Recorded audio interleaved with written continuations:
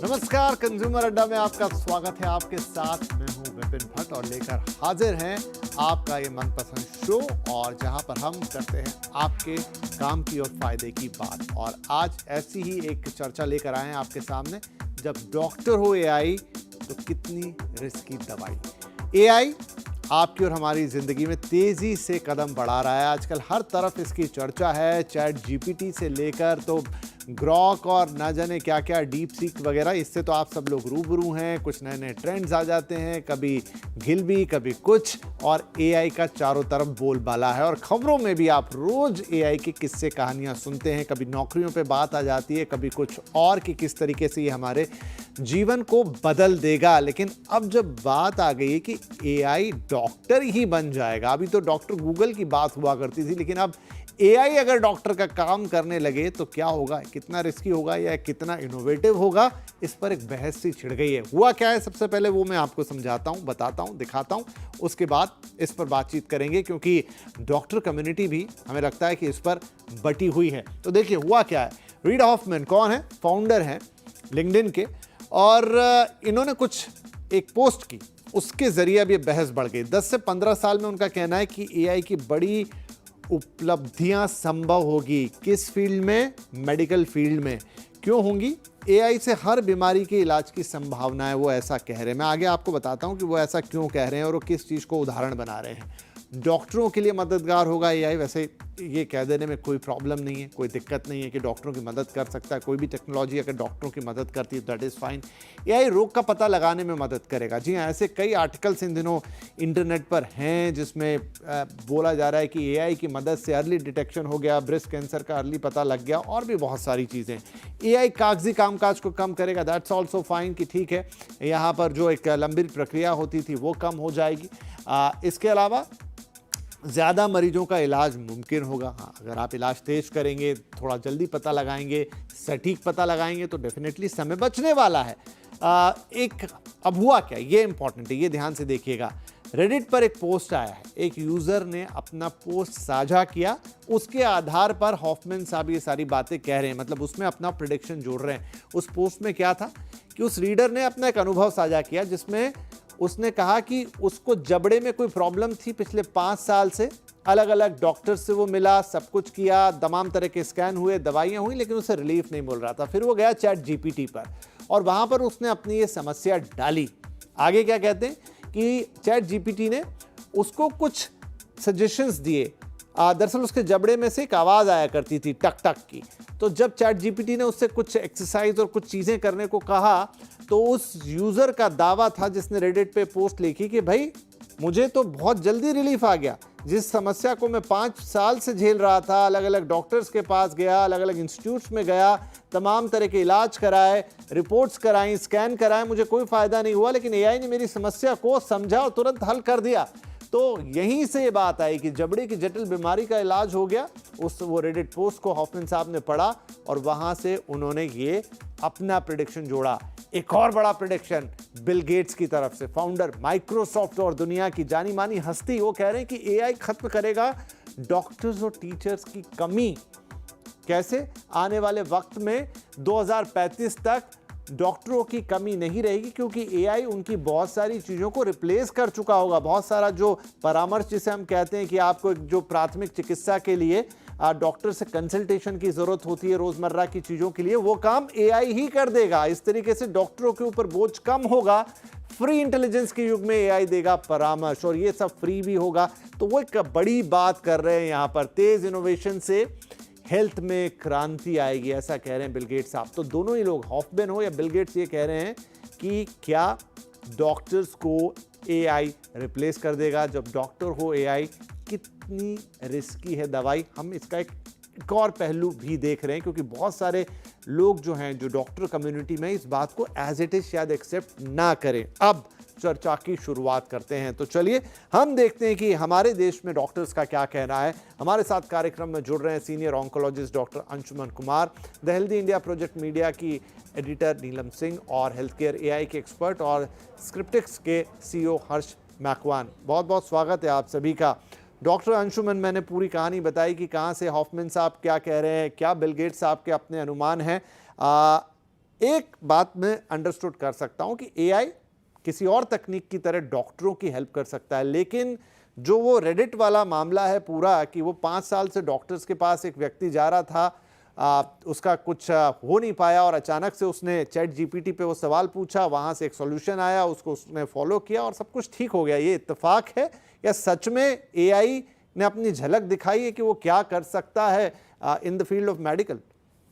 भट्ट साहब, शुरुआत वहीं से करें। आपने एक बात कही कि इस पे हो सकता है हमारे यहाँ डॉक्टर बटे होंगे, क्योंकि उसमें एक डर है डॉक्टर कम्युनिटी में कि शायद एआई रिप्लेस कर दे डॉक्टरों को। सच्चाई यह है कि डर नहीं है, वो सच्चाई है। बहुत सारे ऐसे डॉक्टर का काम होगा जो आर्टिफिशियल इंटेलिजेंस उनसे बेहतर कर रहा है, जिसके ट्रायल, मेडिकल में हम कहते हैं ट्रायल करके देख के प्रूव कर दिया गया। जैसे रेडियोलॉजी, मतलब जो एक्सरे अल्ट्रासाउंड जैसी चीज हम कराते हैं, सीटी स्कैन, पेट स्कैन, उसकी रिपोर्टिंग 2 डॉक्टर मिलके जितने समय में करता है उससे बेहतर और जल्दी रिपोर्टिंग आर्टिफिशियल इंटेलिजेंस कर रहा है। पैथोलॉजी कर रहा है। कॉम्प्लेक्स डायग्नोसिस, क्योंकि आर्टिफिशियल इंटेलिजेंस एक एल्गोरिदम पे चलता है, इसके पास से डाटा उतना ज्यादा है, नंबर 1। नंबर 2, ह्यूमन बायस नहीं है। नंबर 3, इंटेलिजेंस इसका आर्टिफिशियल इंटेलिजेंस है, डाटा इनपुट के हिसाब से मशीन लर्निंग, डीप लर्निंग करता जाएगा और ये अपने आप को इंप्रूव करता है। एक समय हो सकता है जिसमें इंटेलिजेंस एक्सप्लोजन की भी संभावना होगी कि हमसे बेहतर आर्टिफिशियल इंटेलिजेंस काम करेगा, इसकी भी पॉसिबिलिटी है। रोबोटिक सर्जरी में एआई इन कर चुका है, जो हमें गाइड भी करता है, तो डॉक्टर को असिस्ट भी करेगा, कुछ जगह डॉक्टर को रिप्लेस करेगा। पहली बात, इसको अगर कहें कि ये क्या टूल है, टेक्नोलॉजी है, नहीं। एक सुलेमान मुस्तफा है जो आर्टिफिशियल इंटेलिजेंस का प्रोपेगेटर, उसने किताब लिखी द कमिंग वेव। सीरियसली ये कमिंग वेव है आर्टिफिशियल इंटेलिजेंस हर फील्ड में, इंक्लूडिंग मेडिकल। तो कॉम्प्लेक्स डायग्नोसिस में ये करेगा। कियोस्क, दूर दराज में जहां डॉक्टर नहीं पहुंचते हैं, आज डॉक्टर के अलग नखड़े होते हैं कि हम तो नहीं जाएंगे ड्यूटी करने, तो वहां पे बेसिक इलाज के लिए ये काफी उपयोगी साबित होगा। तो कहने का ये मतलब है कि या तो हम डॉक्टरी इंटेलिजेंस को सपोर्ट करें, असिस्ट करें, तो डॉक्टरी और बेहतर हो जाएगी। नंबर 1, एक्सेप्ट करें टेक्नोलॉजी को हमें एक्सेप्ट करना चाहिए हर समय, क्योंकि ये ह्यूमन इंटेलिजेंस को आर्टिफिशियल इंटेलिजेंस असिस्ट भी कर रहा है, बूस्ट भी कर रहा है, और उन जगहों पे जहां मरीज की लंबी क्यूइंग हो रही है उसको कम कर रहा है। तो हमें बेसिकली, हम मेडिकल साइंस के नहीं, मानवता ह्यूमन साइंस के डॉक्टर हैं, हमें ह्यूमन साइंस के लिए कुछ बेहतरी हो रही है तो करें। डर की बात जहां तक है, तो बेहतर है एज ए डॉक्टर हम अपने इंटेलिजेंस को इंप्रूव करें, रादर देन कि हम फाइट करें कि आर्टिफिशियल इंटेलिजेंस को आने नहीं देंगे। मेरा तो यही टेक है एआई पे। जी जी, इसका एक पहलू ये हुआ। अब एक पहलू मेरे मन में जो है, मैं ये सवाल हर्ष से पूछता हूं क्योंकि वो आर्टिफिशियल इंटेलिजेंस की फील्ड में काम कर रहे हैं और उससे जुड़े मेडिकल चीज़ों पर काम कर रहे हैं। हर्ष, यहाँ तक तो ठीक है, जैसे डॉक्टर साहब ने समझाया, एक एसोसिएशन है ये, आप टेक्नोलॉजी के साथ मेडिकल साइंस को जोड़ रहे हैं, जो डॉक्टर्स हैं उनकी एक तरीके से मदद होगी, वो अपने काम को बेहतर तरीके से कर पाएंगे, इतना मैं समझ पाया। लेकिन जो ये उदाहरण था कि मैं जाऊं, आज मुझे कोई प्रॉब्लम है, चैट जीपीटी पे लिखूं, वो एक सॉल्यूशन दे दे और मैं उसको आंख बंद करके फॉलो कर लूं, ये क्या रिस्की नहीं है? ऑब्वियसली वो चीज़ बिल्कुल रिस्की है। कोई भी मेडिकल एडवाइस एआई से डायरेक्टली नहीं लेनी चाहिए। एआई एक एड है जो डॉक्टर को हेल्प करेगा फॉर अ बेटर डायग्नोसिस और बेटर डिसीजन मेकिंग। अगर कोई कॉम्प्लेक्स डिसीज है जिसमें डॉक्टर को ज़्यादा टाइम लगता है, ज़्यादा रिपोर्टिंग की ज़रूरत है या ज़्यादा इन्वेस्टिगेशन की ज़रूरत है, वो मामलों में एआई के रिजल्ट्स अच्छे हैं और वो क्विकर डायग्नोसिस करके देता है डॉक्टर को। वो सब डॉक्टर इस पे एग्री भी करते हैं। बट अगर कोई छोटा बच्चा या एडल्ट मैच्योर भी चैट जीपीटी पे जाके अपने सिम्टम्स लिखे और उसका वो जो सॉल्यूशन देता है और उसको इम्प्लीमेंट करे, तो वो तो बहुत रिस्की होगा। उसको, उसके साथ मैं सहमत नहीं हूँ। जी, क्योंकि जितना मैं समझता हूँ आर्टिफिशियल इंटेलिजेंस को, आर्टिफिशियल इंटेलिजेंस यही है कि जो भी उसके बैकएंड पे डेटा है, चैट जीपीटी के बैकएंड पे क्या है, चैट जीपीटी के बैकएंड पे पूरा गूगल का डेटा है, जितना भी इंटरनेट डेटा है वो सब कुछ है। मैं भी मानता हूँ मेडिकल की हज़ारों किताबें भी हो सकती हैं और उसको आपस में जोड़कर एनालाइज करके वो आपको एक आंसर दे देता है। लेकिन वो एनालिसिस आपकी बाकी कंडीशंस को मैच कर रहा है, नहीं कर रहा है, डॉक्टर आपसे 10 और सवाल पूछेंगे, आपकी 4 और चीज़ें पूछेंगे कि आपको कोई दूसरे कोमॉर्बिडिटी तो नहीं है, और वो सब में तो मतलब ये एक एग्जाम्पल निकल के आ सकता है। आपको सिर्फ ये दिखाने के लिए हॉफमैन साहब ने बात लिख दी कि देखिए एआई कितना कैपेबल है, लेकिन नीम हकीम खतरा जान वाला मामला तो है इसमें, मतलब ये इतना सिंपल नहीं होगा। नहीं नहीं, ये इतना सिंपल बिल्कुल नहीं है, क्योंकि अगर कोई भी डॉक्टर आपसे जब डायग्नोसिस आपका शुरू होता है तो बेसिक इंफॉर्मेशन लेते हैं। चैट जीपीटी आपको सामने से कोई क्वेश्चन करता नहीं कभी, वो आपके प्रॉम्प्ट्स लेता है खुद और उसके बेसिस पे ही आपको एक डिसीजन या फिर वो आपको एक रिप्लाई करता है, which is not at all right for a medical decision. So जब भी आप डॉक्टर की एक सलाह लेते हो उसमें बहुत सारे पॉइंट्स इंक्लूड रहते हैं, इंक्लूडिंग आपके सराउंडिंग्स का भी कभी कभी मैटर करता है कि जब रेस्पिरेटरी डिसीज हो तो आपका सराउंडिंग भी मैटर करता है। जब दिल्ली में पॉल्यूशन बढ़ जाता है तो डॉक्टर प्रिस्क्रिप्शन में लिख के देता है कि भाई आप थोड़े दिन बाहर जाओ या फिर आप एयर प्यूरिफायर घर पे रखो।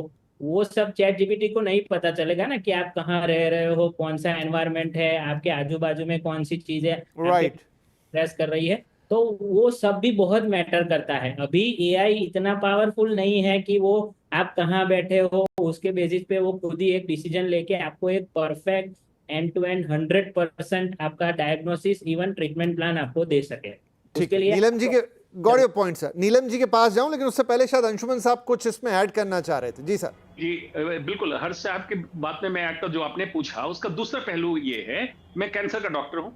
एआई के एल्गोरिदम में क्या होता है, मेरे पास रोज अब मरीज आने लगे, मरीज बढ़ गए हैं कि डॉक्टर साहब ये सिम्टम हमने डाला, वो आ रहा है, कैंसर हो सकता है। अब जब मैं मरीज को देख रहा हूं, जांच कर रहा हूं, तो कैंसर नहीं है। तो मैं कहता हूं ऐसा क्यों सोचा आपने? नंबर 1 प्रॉब्लम होने लगी, हर चीज में लास्ट डायग्नोसिस उनको कैंसर मिल रहा है एआई के माध्यम से।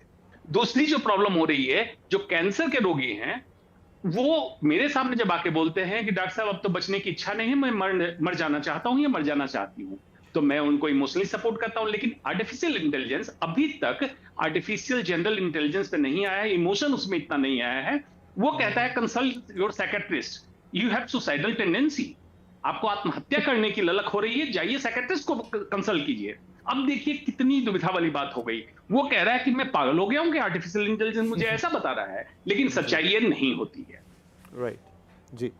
तो नीलम जी, जब हॉफमैन साहब हैं या फिर बिल गेट्स साहब हैं, जो कि हम मानेंगे कि बहुत विजनरी लोग हैं, मतलब बहुत लंबा देख लेते हैं, बहुत समझते हैं चीज़ों को, तो उनकी बातों में भी एक तथ्य तो होगा ही होगा। क्या हम माने, मतलब ये बात अलग है कि आप ऐसे सीधे सीधे जाके, जैसे हम पहले गूगल के लिए बोलते थे कि गूगल भी 4 चीज़ें बता देता है कि मेरा सिर दुख रहा है, तो 4 आर्टिकल आ ही जाते हैं कि ये आप कर सकते हैं। यहाँ पर वो थोड़ा आपसे आपकी भाषा में बात कर रहा है, इसलिए हम उसे एआई बोल रहे हैं। लेकिन जब इतने बड़े बड़े लोग ये बात कह रहे हैं कि आने वाले वक्त में ऑलमोस्ट डॉक्टर जैसा आर्टिफिशियल इंटेलिजेंस काम करेगा और वो उसके फ़ायदे गिना रहे हैं, क्या सोच रहे हैं वो, क्या देख पा रहे हैं इसको, मतलब ये किस तरीके से संभव होगा? क्या तब रोज़मर्रा की चीज़ों के लिए बस हम कहीं टाइप करेंगे फ़ोन पे या किसी और डिवाइस पे और हमें चीज़ें मिल जाएंगी, वो इस और इशारा कर रहे हैं, या वहाँ पर भी कोई एक ह्यूमन इंटरफेरेंस होगा, लेकिन काम चूंकि एआई के जरिए हो रहा होगा तो शायद बहुत तेज़ हो रहा होगा? बिल्कुल, जैसे मुझसे पहले भी डॉक्टर साहब ने बोला कि एआई कैन असिस्ट। एआई सिर्फ आपको हेल्प कर सकता है आपके बाकी सारी चीज़ों में, लेकिन वो रिप्लेस नहीं कर सकता। एक डॉक्टर के पास जब आप जाते हैं तो the kind of human empathy and trust जो बिल्ड होता है वो एआई के साथ नहीं हो पाएगा। एआई आपको पर्सनली हैंडल नहीं कर पाएगा, आपके क्वेश्चंस को उतना इमोशनल तरीके से हैंडल नहीं कर पाएगा जितना एक डॉक्टर करता है। अगर डॉक्टर कैंसर को डायग्नोस कर रहा है तो वो आपके साथ हर स्टेज पे आपके साथ खड़ा हुआ है। एक टीचर, जो उन्होंने टीचर का भी मेंशन किया, एक टीचर जानता है कि कौन सा बच्चा कम मार्क्स ला रहा है, कौन सा बच्चा ज्यादा मार्क्स ला रहा है और किसको कितनी जगह पर सपोर्ट करना है। तो ये कहना कि रिप्लेस कर लेगा, replace is a wrong word to use, लेकिन हाँ असिस्ट बहुत ज्यादा करेगा। और आज ही मैंने एक पोस्ट पढ़ी जिसमें ये भी लिखा हुआ था कि AI is going to replace all those inefficiencies that are around doctors. Long data जो लगा रहता है, पेशेंट्स की लंबी लाइन जो लगी रहती है, उन सब चीजों को सॉर्ट आउट करने में, डेटा को एनालाइज करने में, रिपोर्ट्स को सिंप्लीफाई करने में, इन सब चीजों में एआई बहुत ज्यादा असिस्ट करेगा, जिससे आगे आने वाले सालों में हम लोग ये देख पाएंगे कि डॉक्टर्स के पास जो अभी बहुत ज्यादा बर्डन है वो बहुत कम हो जाएगा। उनके आसपास जितनी भी इनएक्यूरेट चीजें हैं जो जिसमें ह्यूमन इंटरवेंशन है, उसको अगर एआई हैंडल करने लग जाएगा तो वो बहुत चीजें हेल्प करेंगी डॉक्टर्स को और इजी और एक्यूरेट डायग्नोस करने में और बहुत ज्यादा टाइम पेशेंट के साथ स्पेंड करने में। लेकिन right now it's too early to say that AI is going to replace, या एआई बहुत ज्यादा मेडिकल फील्ड में ह्यूमन इंटरवेंशन खत्म कर देगा। This is not at all possible right now. आगे medical field is a constantly evolving field, उसमें daily कोई ना कोई चीजें नए एक्सपेरिमेंट्स हो रहे होते हैं, नई चीजें आ रही होती हैं। तो उसमें, और जैसा आपने बोला कि ये एआई जो है, ये जो हमारे पास ऑलरेडी एग्जिस्टिंग डेटा है उसी से एनालाइज करके आपको बताता है कि ये सिम्टम्स अगर हैं तो ये सिम्टम्स किस वजह से हैं। तो वहां पर जहां पर doctors are really they are constantly updating themselves, वो डॉक्टर्स भी अपडेट कर रहे होते हैं, और यहाँ पर एआई को अपडेट करने के लिए भी हमें ह्यूमन इंटरवेंशन की जरूरत है, जहां पर प्रोग्रामर्स बैठ करके एआई को बराबर अपडेट करेंगे, कि कॉन्स्टेंटली उसको अपडेट करते रहें कि क्या नए नए चेंजेस आ रहे हैं। तो डेटा के ऊपर सिर्फ रिलाय करके ये कहना कि बहुत ज्यादा हेल्प मिलेगी, मुझे नहीं लगता कि ऐसा कुछ भी अभी अगले आने वाले सालों में होने वाला है।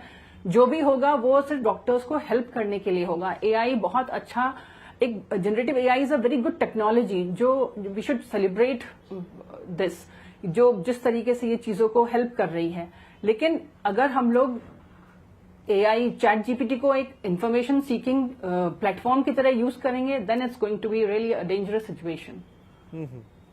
राइट, चलिए एक छोटा सा ब्रेक मैं यहाँ पे लेता हूँ। तो अभी देखिए एआई का भी एक शुरुआत भर है, और मुझे लग रहा है उसको लेकर बातें काफ़ी ज़्यादा हैं, उत्साह और भी ज़्यादा है, क्योंकि बहुत कुछ एआई में होना बाकी है। तो जो विजनरी लोग हैं उसको बहुत लंबे लंबे प्रेडिक्शंस दे रहे हैं, लेकिन उस बीच कहीं हम खड़े हुए हैं कि किसी ने सर्च किया और क्या उसको कोई जवाब मिला। बाकी सब चीज़ों में तो ठीक है कि आपको कोई डिश कैसे बनानी है, या आपको कुछ और काम कैसे करना है, घर की पेंटिंग कैसे करनी है, यूट्यूब पे भी लोग देख के बहुत कुछ कर सकते। थोड़े दिन पहले हमने को वाकया सुना जहाँ पर यूट्यूब देखकर किसी ने ऑपरेशन करने की कोशिश कर ली और फिर वो फाइनली हॉस्पिटल ले जाना पड़ा मामला।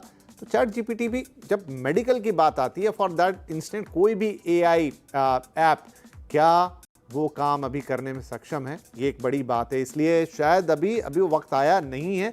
एक छोटा ब्रेक लेते हैं, ब्रेक के बाद हमारे एक्सपर्ट पैनल से और समझेंगे कि क्या चीज़ों का आप ध्यान रखें, किस हद तक वो आपकी मददगार हो सकता है। लेकिन आफ्टर ऑल आपके डॉक्टर ही हैं, तो कोई भी चीज़ मन से ना की जाए। एक छोटा ब्रेक के बाद कुछ 2-3 अहम सवाल।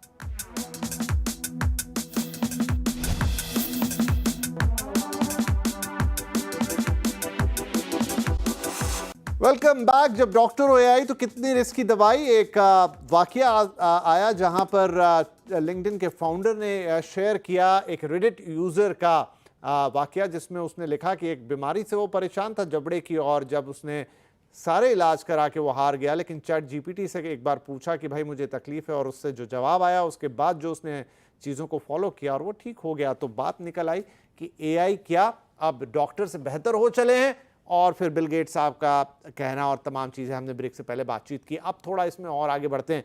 डॉक्टर अंशुमन, अब क्योंकि जैसा मैंने ब्रेक से पहले भी कहा कि एआई अभी इवॉल्व हो रहा है, और सर्टेन टाइम कोई ऐसी नई टेक्नोलॉजी आती है तो उसको लेकर एक्साइटमेंट काफ़ी ज़्यादा होता है, और फिर उसमें एक एजम्पशंस भी आते हैं, कई सारे विजनरीज उस पर अपनी बातें रखते हैं। वो वक्त के साथ धीरे धीरे इवॉल्व होता चलता है। अभी मैंने हाल ही में कुछ आर्टिकल्स ऐसे भी देखे जहाँ पर शायद कोई कैंसर रिलेटेड ही था कि ब्रेस्ट कैंसर का पता बाकी के रेगुलर स्कैन नहीं लगा पाए, लेकिन जब आपने एआई की मदद ली तो उसने काफ़ी पहले प्रेडिक्ट करके दिखा दिया कि ये ब्रेस्ट कैंसर पॉसिबल है। तो एआई में ऐसा क्या हो रहा है? जितना हम समझ रहे हैं एआई भी एक डेटा को प्रोसेस करने का ही सिस्टम है, ज़्यादा बेहतर है, ह्यूमन इंटरेक्शन जैसा साउंड करता है, लेकिन उसके एंड में भी होता तो एक डेटा बेस ही है जिसको वो एनालाइज कर रहा होता है।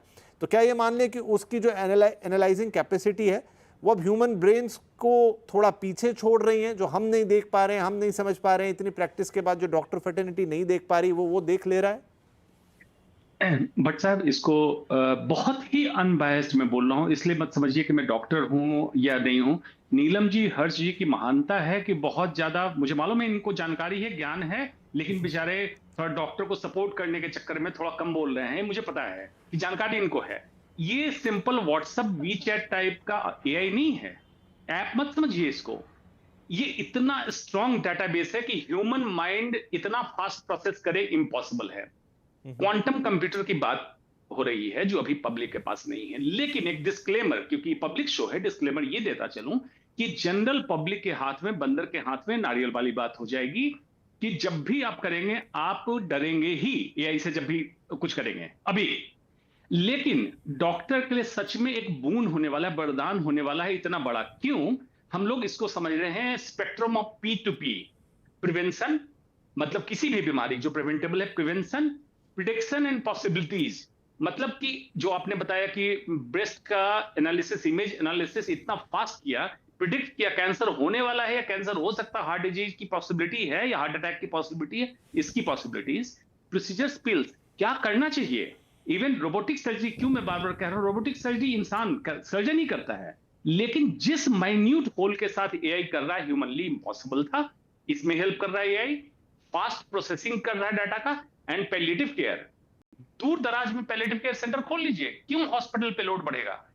इस पूरे स्पेक्ट्रम को एआई कवर करेंगे। एआई डाटा प्रोसेसिंग फास्ट कर रहा है, इंप्लीमेंटेशन फास्ट कर रहा है। दूसरा, ह्यूमन बायस जो होता है, इमोशनल जो इंसान हो जाता है, सर्जन मान लीजिए सर्जन घर से लड़ाई करके आ रहा है, ट्रैफिक पे उसको जैम मिल रहा है, सर्जन थोड़ा बायस होता है, झल्ला सकता है मरीज के ऊपर। आर्टिफिशियल इंटेलिजेंस को कोई फर्क नहीं पड़ रहा है, वो कह रहा है कि ठीक है भैया, तुम मुझे एंटर करो, मैं अपना डाटा प्रोसेसिंग बताऊंगा क्या करना है। जापान अभी टेक्नोलॉजी काम कर रहा है, आर्टिफिशियल एजीआई ने, artificial capable intelligence, artificial general intelligence. वो इमोशन भी लाएगा, आपसे इंपैथेटिकली बात भी करेगा, और प्लाज्मा स्क्रीन पे जो डॉक्टर दिखेगा, इवन मीडिया में भी ट्रायल चल रहा, सॉरी भट्ट साहब, मीडिया में भी ट्रायल चल रहा है कि 1 लैंग्वेज एंट्री, कोडिंग एंट्री होगी, 16-18 लैंग्वेज में आउटपुट मिलेगा। तो इस पे काम चल रहा है। इसलिए बेहतर है कि we as a human being should accept it, number 1। But yes, threat is intelligence explosion. किसी ने ह्यूमन को कहेगा you should be out of the loop, तुम्हारी हमें जरूरत नहीं है, मैं अपने आप को मैनेज कर लूंगा, ये भी पॉसिबिलिटी रहेगी। हर्ष, तो इसमें और क्या जोड़ें? डॉक्टर साहब ने एक बहुत लंबा, एक शानदार परिदृश्य हमारे आंख के सामने खड़ा किया कि कैसे एआई आगे बढ़ते हुए in the field of medical और उसको इतना एडवांस लेवल पे ले जाएगा जहां पर चीज़ें, अब मैं थोड़ा कोरिलेट कर पा रहा हूं बिल गेट्स साहब की बात से। ये भी ज़रूरी है कि आप उस बात को, क्योंकि लिखे हुए आर्टिकल से आप कितना समझ पाएंगे, लेकिन डॉक्टर साहब ने उसमें पीछे की चीज़ें बताई तो हमको वो चीज़ समझ में आई। चूँकि आप काम कर रहे हैं एआई पे और उसमें आप मेडिकल पे भी काम कर रहे हैं, कितनी संभावना है जिस पे इस वक्त काम हो रहा है? देखिए, अभी जो आपने ब्रेस्ट कैंसर की बात की कि वो स्कैन डॉक्टर से डिटेक्ट नहीं हुआ था पर वो एआई से डिटेक्ट हुआ था, वो एक्चुअली न्यूज़ हमारा ही था। वो हमारा ही एल्गोरिदम काम कर गया था, पर डॉक्टर से वो डायग्नोसिस नहीं हुआ था। कई कई किस्सों में हमने खुद हमारे ही मतलब जुड़े हुए लोगों से हमने ट्राई किया है, वहाँ पे 2 साल या 3 साल पहले भी अर्ली प्रिडिक्शन कुछ कुछ कैंसर केसेस में उसने 99.6% तक पॉजिटिव रिस्पांस दिया है, जो एक्चुअली सही निकले हैं। तो मैं यही मानूंगा कि आगे जाके ये ज़्यादा इंटेलिजेंस होगा, बट इसमें इमोशंस नहीं होंगे। डॉक्टर का काउंसलिंग ऑलवेज तो जरूर। मैं थोड़ा आपसे सरल शब्दों में समझना चाह रहा हूं कि क्या होता है।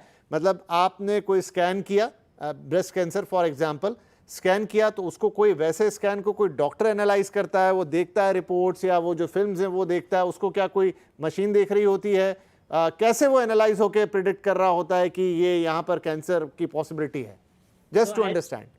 I'll explain the breast cancer screening procedure. First of all उसमें एक मैमोग्राफी होती है। मैमोग्राफी का जो स्कैन होता है वो आप हमारे किसी सिस्टम में अपलोड करो, जो ब्रेस्ट कैंसर डिटेक्शन के लिए स्पेसिफिकली डिजाइन किया गया। उसमें वो नोट्स फाइंड आउट करके आपको दे देगा और एक पॉसिबिलिटी रूल आउट करता है कि आपको कैंसर होगा है या नहीं होगा। तो ये 3 पॉसिबिलिटीज उसमें सिंपली रूल आउट हो जाती है। डॉक्टर भी यही काम करते हैं, वो आंख से देखते हैं, उनके पास डिफरेंट टाइप के व्यूअर्स होते हैं, और डिजिटल अगर मैमोग्राफी है तो वो स्क्रीन पे देख के बता देते हैं। हमारा सिस्टम सीधा उसको रिजल्ट देता है। यही एक सिंपल प्रोसीजर है इसमें। मतलब कोई आपको प्रॉम्प्ट डालने का जरूरत नहीं है या कुछ भी डालने का, कोई पेशेंट का डेटा भी नहीं मांगता है सिस्टम, खाली एक स्कैन अपलोड किया और आपको रिजल्ट मिले। जी जी अंशुमन सर, कुछ कह रहे हैं जी, उसमें हर साहब एक चीज मैं जोड़ दूं। बायरैड एक सिस्टम होता है ब्रेस्ट स्क्रीनिंग इमेजेस का। डॉक्टर ये देखता है कि ये उस सिस्टम में कितना क्लोज टू कैंसर है। तो डॉक्टर अपनी आंखों से देखा, बेस्ड ऑन उसके एक्सपीरियंस, अनुभव और स्टडी जो अपडेट हुई उसके हिसाब से। आर्टिफिशियल इंटेलिजेंस क्या करता है, एक तो मैग्नीफाइड व्यू देखेगा, ह्यूमन आई से हम कितना भी डिजिटली मैग्नीफाई करें उस लेवल पे नहीं जा सकते हैं। दूसरी, कुछ ऐसी चीजें होती है जो नॉर्मल आंखों से हम नहीं देख पाते हैं। तीसरी चीज, कोई चीज आज अपडेट हुआ है स्कोरिंग सिस्टम में, जो ह्यूमन इंटेलिजेंस अभी मैं पढ़ूंगा, रात को जाऊंगा फ्री होकर पढ़ूंगा तब देखूंगा, artificial intelligence real time update हो रहा है। तो ये फास्ट करता है, रियल टाइम अपडेट लेता है, और इसकी एक्यूरेसी बिल्कुल बढ़ती जा रही है, अनपैरेलल बढ़ रही है, इसमें नकारा नहीं जा सकता है। जी जी। तो आई थिंक बातचीत करने में इतनी इंटरेस्टिंग है कि टाइम कब समाप्त हो गया पता नहीं लगा। लेकिन हाँ, तो डॉक्टर अंशुमन, लेकिन हमने एक बहुत भविष्य की चीज़ें देखी और इनफैक्ट अभी इनका इस्तेमाल हो रहा है, लेकिन चूंकि आप इस पैनल पे डॉक्टर हैं, अभी तो सलाह यही है ना कि आप जाके चैट जीपीटी से अपना इलाज न करवाने लगे। बिल्कुल साहब, इसीलिए मैंने बोला मरीजों के लिए, कॉमन पब्लिक के लिए नहीं है, क्योंकि आपको बहुत भयावह स्थिति का सामना करना पड़ सकता है अगर चैट जीपीटी से अपना इलाज कर लिया तो। ये मत करिए, ये एक्सेप्टेबल चीज है, हमारे समाज में आनी चाहिए, लेकिन आप इलाज मत कर लीजिएगा, कभी बहुत गड़बड़ी हो जाएगी। जी, और यही बात नीलम जी ने भी अभी अपनी बात में दोहराई। अब हर्ष माफी चाहूंगा क्योंकि समय समाप्त हो गया, हम थोड़ा डिटेल में चले गए उस चीज के, लेकिन जानना जरूरी था।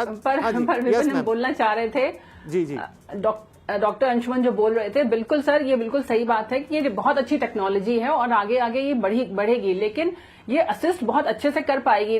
पर आज का जो हमारा डिस्कशन था वो था कि चैट जीपीटी से हम लोग कितने क्वेश्चंस पूछें, क्या चैट जीपीटी एक डॉक्टर को रिप्लेस कर सकता है। वहां पर था मेरा पॉइंट जो था वो ये था कि चैट जीपीटी से आप सिर्फ क्वेश्चंस, आप डॉक्टर के पास जाने से पहले आप अपने आप को प्रिपेयर कर सकते हैं, what kind of questions to be asked, आप इन सब चीजों के लिए प्रिपरेशन ले सकते हैं। लेकिन चैट जीपीटी के जो आंसर्स हैं उनके बेसिस पे सेल्फ डायग्नोसिस करना वो गलत है। आई थिंक हम अभी तक उस स्टेज पे नहीं पहुंचा है, क्योंकि जी जी बिल्कुल बिल्कुल, आई थिंक हम तीनों ही, डॉक्टर साहब भी, आप भी और इवन हर्ष भी इस बात पे तो एग्री कर रहे हैं कि आपको चैट जीपीटी से इलाज नहीं करवा रहे हैं। और ये अच्छा सुझाव है आपका कि अगर आपको डॉक्टर को मिलने जाना है, कई बार हम डॉक्टर के सामने वो चीजें पूछ ही नहीं पाते, भूल जाते हैं, तो वहां आप एक लिस्ट बनवा सकते हो चैट जीपीटी से कि मैं पर्टिकुलर इस डायग्नोसिस के लिए डॉक्टर के पास जा रहा हूं और क्या सवाल मुझे डॉक्टर से पूछने चाहिए। In that way that can help, लेकिन प्लीज उससे इलाज अभी मत करवाइएगा। कुछ उदाहरण आते रहते हैं, वो अलग लेवल की बातें हैं, आगे भविष्य में बहुत सारा कुछ एआई करने वाला है। अभी तो हमने सिर्फ शुरुआती तस्वीर देखी है, लेकिन हाँ, अभी डॉक्टर मत उसे बना लीजिएगा। बहुत बहुत धन्यवाद आप तीनों ही मेहमानों का। मुझे लगा समय थोड़ा कम पड़ेगा, यहाँ ऐसे टॉपिक्स पे और गहरा जाने की जरूरत होती है, लेकिन फिर भी जो मोटा आइडिया देना था दर्शकों को वह शायद आपने दे दिया। आगे फिर हम एआई पे बातचीत करेंगे। आज के लिए आप तीनों का बहुत बहुत धन्यवाद। नमस्कार।